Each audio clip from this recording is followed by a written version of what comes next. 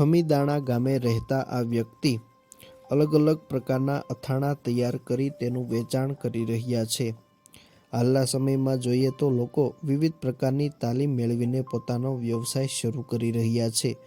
કોઈ વ્યક્તિ અથાણા, ચટણી, પાપડ, નાસ્તાની વસ્તુઓ, મસાલા વગેરે તૈયાર કરી વેચાણ કરી રહ્યા છે, તો કોઈ ખાણીપીણીની તૈયાર વસ્તુઓ જેમ કે ખાખરા, વેફર વગેરે પોતાના ઘરેથી જ બનાવીને વ્યવસાય કરી રહ્યા છે। આ ઉપરાંત સાબુ, શેમ્પૂ, ફિનાઇલ જેવી દૈનિક ઉપયોગી વસ્તુઓ તૈયાર કરીને પણ લોકો સારી એવી આવક મેળવી રહ્યા છે। સાથે સાથે અલગ અલગ પ્રકારના અથાણા તૈયાર કરીને પણ અનેક લોકો વેચાણ કરતા હોય છે। ખાસ કરીને ગૃહ ઉદ્યોગોને સરકાર દ્વારા પણ પ્રોત્સાહન આપવા માટે અનેક યોજનાઓ અમલમાં મૂકવામાં આવી છે। આ ઉપરાંત તાલીમ, લોન, સબસિડી, સાધનોની સહાય તેમજ માર્કેટિંગ માટે માર્ગદર્શન પણ આપવામાં આવતું હોય છે। મારું નામ સરવૈયા દિનેશભાઈ પરસોત્તમભાઈ છે। ગામ ખમીદાણા, તાલુકો બરવાળા ઘેલાસા, જિલ્લો બોટાદ। વડીલ, તમે કેટલા સમયથી અથાણું બનાવવાનો વ્યવસાય શરૂ કર્યો? કેવી રીતે વિચાર આવ્યો? અમને ટૂંક સમયમાં અમે અથાણાનું બનાવવાનો વ્યવસાય અમે અમારે બાગાયત વિભાગ દ્વારા તાલીમ લીધી હતી। તાલીમ દ્વારા અમે થરું ઓર્ગેનિક ટાઈપ, કોઈ જાતનું કેમિકલ નહીં, એ રીતનું અમે અથાણું બનાવીએ છીએ।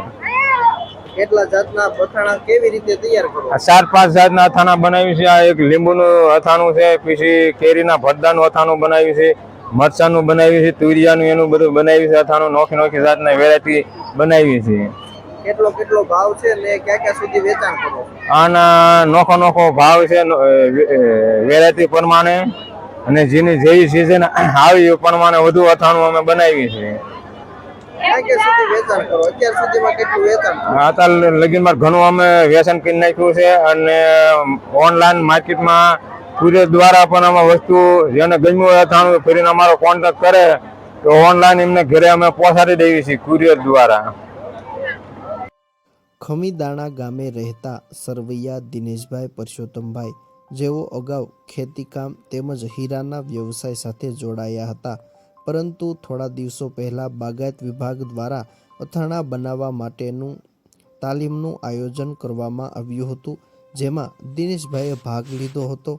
ભાગ લઈને આજે તેઓ અલગ અલગ પ્રકારના અથાણા બનાવવાની શરૂઆત કરી હતી, અને આજે તેઓ 5 થી 6 પ્રકારના અથાણા તૈયાર કરી રહ્યા છે।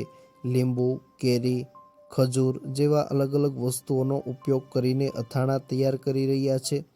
ઘરેથી તેમજ સોશિયલ મીડિયા મારફતે પણ આ અથાણાનું વેચાણ કરી રહ્યા છે।